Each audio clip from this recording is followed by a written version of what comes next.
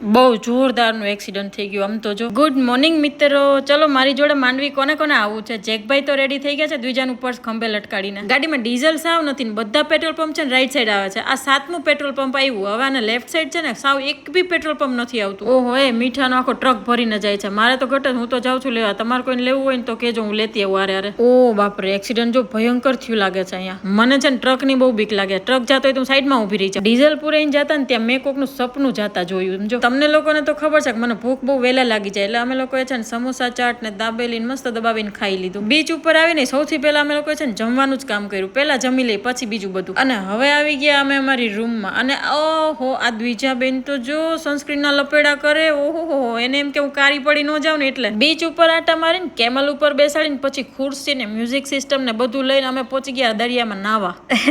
અમે બે જણીએ છે ને દરિયામાં બેઠા બેઠા કેટલાય વહીવટ કરી નાખ્યા. મિત્રો, દરિયાકાંઠે આપણે મસ્ત ડિનર કરી લઈએ ને મળીએ કાલે નેક્સ્ટ વ્લોગમાં.